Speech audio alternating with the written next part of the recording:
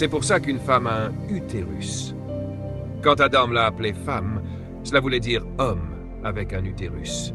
Une incubatrice sur deux jambes. Cela signifie que la femme incube toutes. Par exemple, tu lui donnes une maison, elle la transforme en foyer. Tu lui donnes des courses, elle les transforme en repas. Tu lui donnes un spermatozoïde, tu ne récupères pas un spermatozoïde. Elle te donne un bébé. Tu lui donnes de la frustration, elle te donne l'enfer, ai-je raison?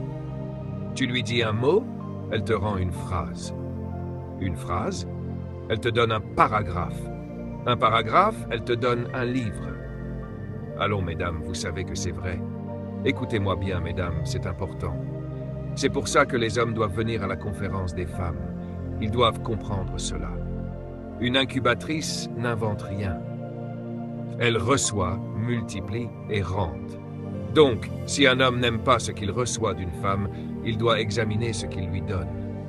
C'est peut-être trop profond. En vérité, la chute de l'homme vient simplement d'une femme défaillante et d'un homme irresponsable. Voici ce qui s'est passé. Dieu donne le jardin à l'homme. Il lui dit, tu peux manger de tous ses fruits. Et ensuite seulement, il crée la femme. Maintenant, souvenez-vous, elle est une incubatrice.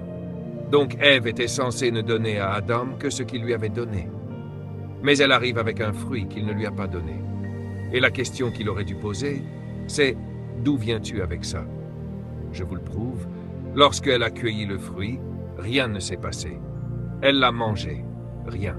Elle l'a avalé, rien. La race humaine était encore intacte. Autre point, elle est une productrice, une encourageuse, une nourricière, une prophétesse. Laissez-moi vous expliquer. Parce qu'elle est une incubatrice, elle prophétise. C'est-à-dire, elle reçoit, elle multiplie et elle rend. C'est pour ça que la Bible dit, lorsque l'Esprit de Dieu se répandra sur toute chair, vos fils auront des visions, vos filles prophétiseront. Pourquoi? Parce qu'une femme est une incubatrice. Quand un homme reçoit une vision de Dieu, il dit à sa femme, « Voilà ce que le Seigneur m'a dit. » Elle l'écoute, elle le garde. Des années plus tard, il se décourage, et là, elle se met à prophétiser. « Mais n'est-ce pas toi qui m'avais dit que Dieu t'avait parlé ?» Et elle lui rappelle ce qu'il a dit. Beaucoup d'hommes appellent ça de la critique, mais ce n'est pas de la critique, c'est de la prophétie. Seigneur, aie pitié. Même Jésus a une femme. Son nom est Ecclésia, l'Église.